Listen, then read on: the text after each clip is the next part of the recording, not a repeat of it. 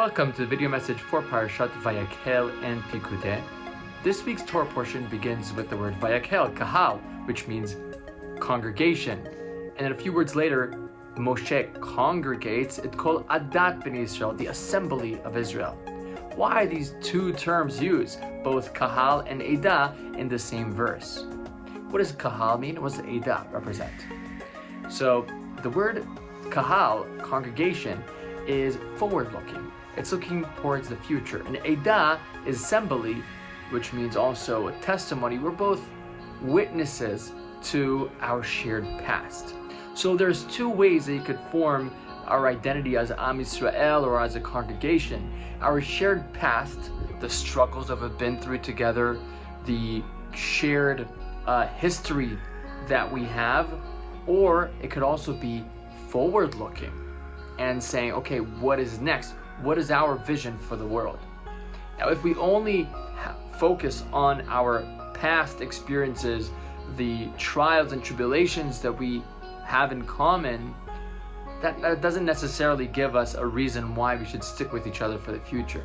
For example, in families, right? Many families are brought up, the kids in the same family have a shared history and a shared upbringing, but then each one goes their way and they no longer share their purpose together because they don't have a vision for the future.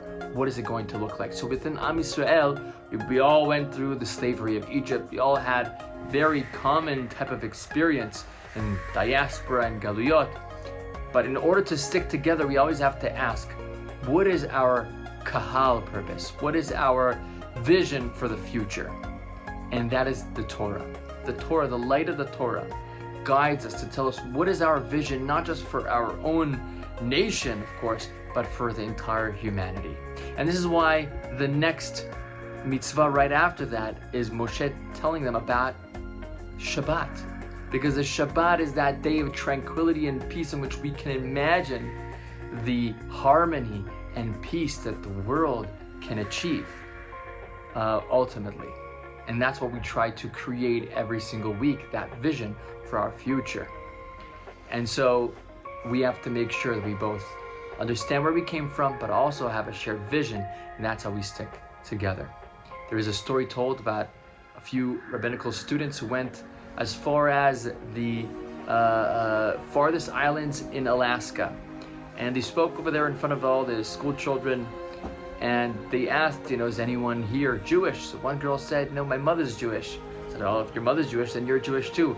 They went and visited the family, and they convinced them to light a Shabbat candle every single week. And they explained to them that the entire world, are lighting their Shabbat candles, but in Alaska, where they're at, it's the last time zone before the date changes. And so they're the last family to light Shabbat candles every week. And so the mother wrote a letter a few weeks later to the rabbinical students thanking them for bringing this mitzvah to them, and that she said she forgot one of the Fridays to light the candles, and her daughter ran to her and says, Mama, the entire world is waiting for us to light our Shabbat candles. This is our shared common purpose to light up the world.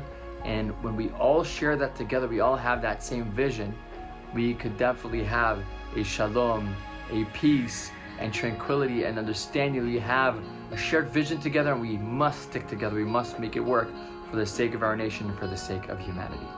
Wishing you all a Shabbat Shalom.